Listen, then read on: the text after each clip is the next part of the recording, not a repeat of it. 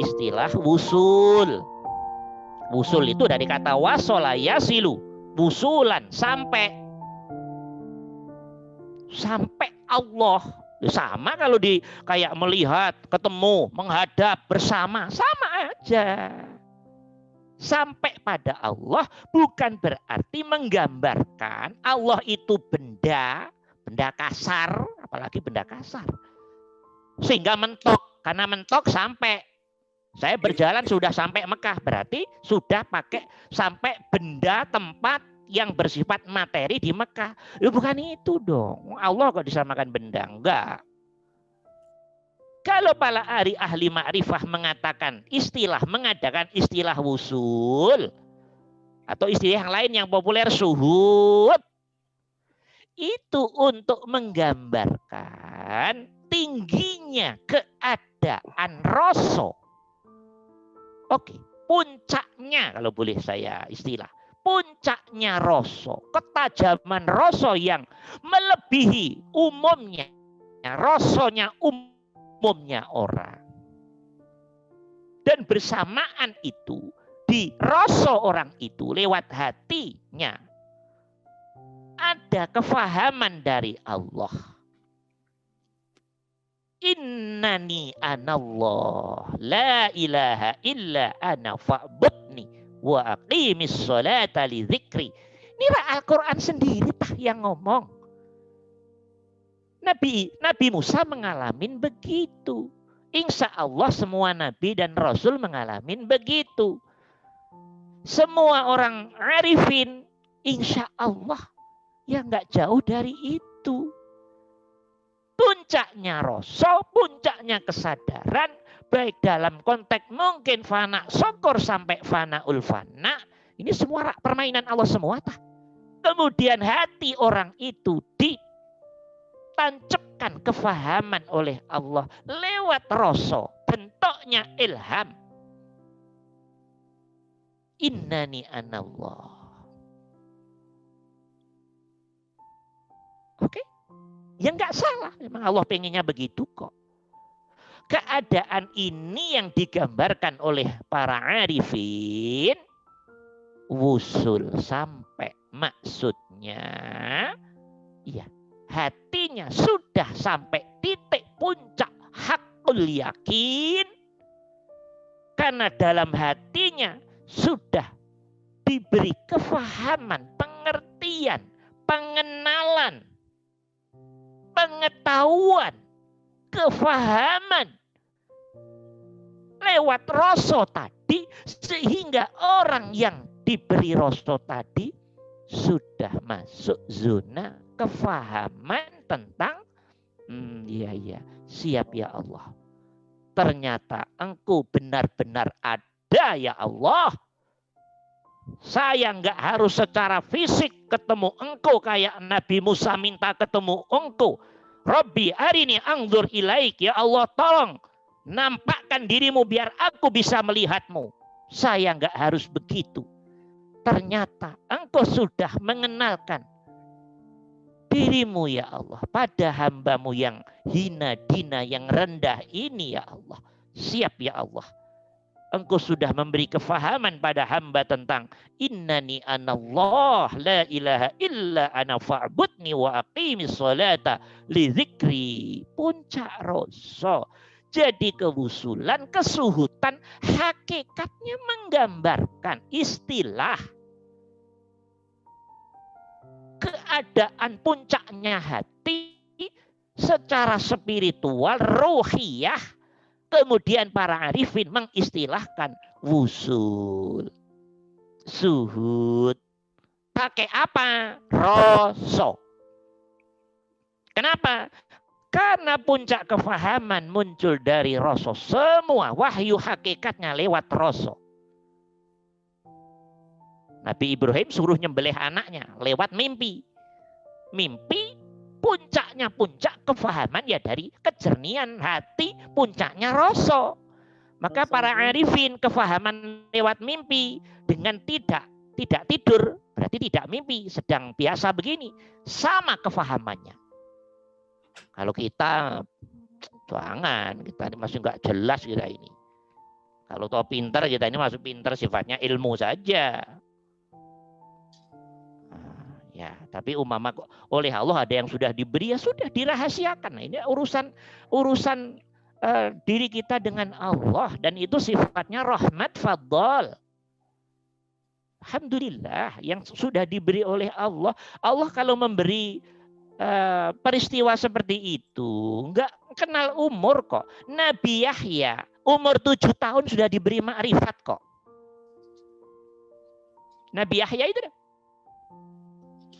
khudil kitaba bil quwwah.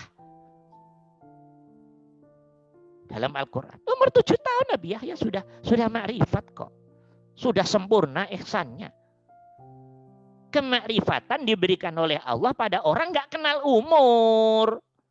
70 tahun, 80 tahun, 100 tahun. Tetap aja hatinya bodoh banyak sekali. Oke. Ya. Yang agak muda diberi ya tidak sedikit. Tapi kan nggak ngomong-ngomong, ini masalah rahasia tah. Kemakrifatan kan nggak harus diomong-omong tah teman-teman. Sejatinya kemakrifatan itu bentuk pembuktian, keyakinan, pemberian keyakinan puncak dari Allah kepada orang itu, biar dia semakin lebih dekat dengan Allah. Aslinya hanya itu aja. Ada di pesantren-pesantren itu anak muda-muda rajin puasanya, Masya Allah. Rajin puasa, rajin belajar, rajin baca Quran, rajin ini. Ya, yang diberi umur-umur muda juga tidak sedikit kok. Itu otoritasnya Allah, teman-teman. Otoritasnya Allah. Jadi mohon maaf, teman-teman jangan terkelabui oleh fisik. Oh, masih muda ngomong makrifat, gombal itu loh. Dirimu suudzon dong. Berarti sama dengan mendikte Allah. Allah ngasih makrifat harus nunggu umur tua gitu. Ya enggak dong teman-teman. Nabi Yahya diberi makrifat umur 7 tahun.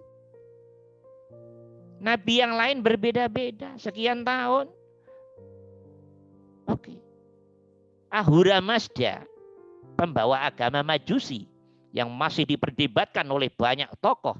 Karena dari kecil megang api nggak apa-apa. Padahal nggak pernah puasa, nggak pernah riyadhah, nggak pernah zikir, nggak pernah apa-apa.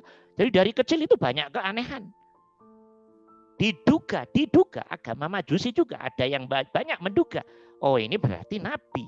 Cuman lagi-lagi ajarannya berubah setelah nabinya meninggal. Lagi-lagi kan kasusnya seperti itu. Maka tidak sedikit yang menduga kuat agama Hindu, Buddha, di bawah Nabi. Di bawah Nabi. Dalam kajian-kajian ilmiah semakin lebih mendekati kebenaran. Hanya lama nabinya meninggal jadi ada perubahan-perubahan biasa sama kayak kasus di saudara-saudara kita di Kristen, di Yahudi, kayak yang diceritakan Quran itu. Bisa dimengerti ini teman-teman ya? Ya dah, nah, seperti itu, gambarannya seperti itu. Jadi sudah paham ya apa tadi tentang ketemu Allah, ngadep Allah, melihat Allah, bersama Allah. Ya, semuanya paham ya insya Allah. Termasuk istilah wusul dan istilah suhud yang banyak digunakan di hampir semua karya minal arifin. Istilah itu bukan untuk menggambarkan fisikly,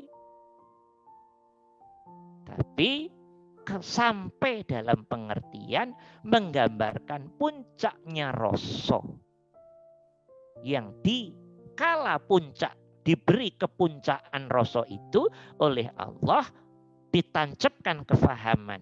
Ya, saya innani anallah. Kalau nggak begitu belum puncak, masih ragu nanti. Allah itu yang mana?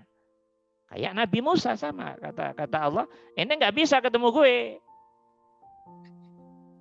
Biar percaya gue ada tuh, lihat tuh gunung Tursina tuh. Kalau itu nanti habis kebakar, maksudnya hancur kebakar, itu tanda aku ada. Jadi kamu nggak harus melihat saya langsung secara fisikly. Jadi para nabi dan rasul pun hatinya banyak yang ragu teman-teman tentang Allah itu. Jadi kalau kita ragu itu wajar, nggak salah. Karena memang Allah kan gaib. Gaib bagi indrawi, nyata bagi hati yang sudah terbimbing dan dibimbing oleh Allah dengan keimanan, dan keimanan bertingkat-tingkat. Tentunya dengan puncak keimanan yang sudah masuk ke zona muqinun, keyakinan. Sehingga dapat kefahaman dari Allah dengan hakul yakinnya di hati. Ada kefahaman dari Allah total tanpa sedikit keraguan. Innani anallah fa'budni. Ya saya ini loh Allah, sembahlah aku.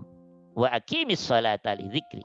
Nah, sehingga orang yang dikehendaki itu semakin langkahnya yakin total bahwa ternyata Allah benar-benar ada. Oke? Jadi sebetulnya kemakrifatan itu kalau bisa sih ini ngomong-ngomong ini, kalau bisa semua orang mudah-mudahan makrifat. Karena kemakrifatan adalah bentuk rahmat Allah tertinggi sebelum mati. Karena bukan hanya percaya dari kata Quran, percaya dari kata hadis, percaya dari kata ustadz, syekh, ulama, mursyid, dosen, guru, orang tua, engkong. Itu namanya percaya. Tapi kalau udah sampai situ, percaya yang sudah terbuktikan dan dibuktikan oleh Allah lewat hatinya. Sehingga hatinya faham, ngerti, yakin. Seyakin-yakinnya. Nah, bisa dimengerti?